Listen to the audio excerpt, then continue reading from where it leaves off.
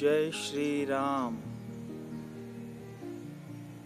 इस कहानी को सुनिए। ये कहानी सुनने के बाद आप जो औरों के प्रति अपने मन में क्रोध, घृणा, ईर्ष्या ये जो भाव रखते हो, उसके दुष्परिणाम केवल और केवल सिर्फ आपको ही भुगतने पड़ सकते हैं। यह आप इस कहानी के माध्यम से जान जाओगे। इसलिए शुरू से लेकर अंत तक इस कहानी को जरूर सुने। एक दिन एक आदमी जंगल से गुजर रहा था।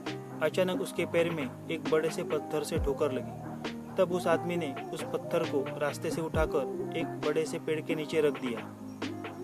कुछ समय बाद एक चित्रकार उस पेड़ की छाया में चित्र बनाने के लिए बैठा।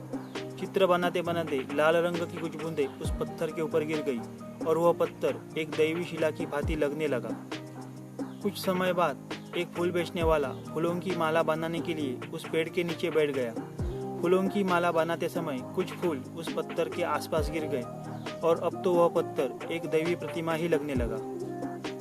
अब तो वहां से गुजरने वाले लोग उस पत्थर को भगवान की मूर्ति मानकर उसकी पूजा करने लगे और यह सब कुछ देखकर उस पेड़ को बहुत ईर्ष्या हुई। उसने सोचा, पहले लोग मेरी छांव में बैठने के लिए आते थे, लेकिन अब सब लोग सिर्फ इस पत्थर की पूजा करने के लिए ही आते हैं। यह सोचकर पेड़ ने पत्थर को जोर से लात दे मारी।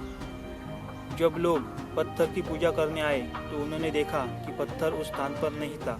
उनमें से एक व्यक्ति बोला कि भगवान अब इस स्थान को छोड़कर चले गए हैं। इसका अर्थ यह है कि अब यह स्थान अपवित्र है और इस स्थान पर अब बुरी आत्माओं का वास है, इसलिए इस पेड़ को काट देना ही उचित है। और लोगों ने उस पेड़ को काट दिया और इस तरह अपनी ही ईर्ष्या के कारण पेड़ को सजा भुगतनी पड़ी। तो दोस्तों, आज की इस कहानी से हमें ये सीख मिलती है कि हम हमारे मन में दूसरों के प्रति जितनी घृणा, क्रोध और ईर्ष्या भाव रखेंगे, उसके उतने ही दुष्परिणाम और कष्ट हमें ही भुगतने पड़ेंगे। हमें हमारे मन में दूसरों के प्रति स्नेह भाव, प्रेम, दया, क्षमाशीलता इत्यादि भावों को रखना चाहिए। अगर आपको आज की मेरी ये कहानी पसंद आई हो तो अपने मित्र, परिवार और सगे संबंधियों के साथ इसे ज़रूर शेयर करें। मैं आपसे वादा करता हूँ, मैं आपको हमेशा अच्छी अच्छी बातें बताता रहूँगा।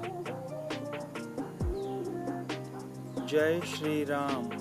जय जय श्री राम। जय श्री राम।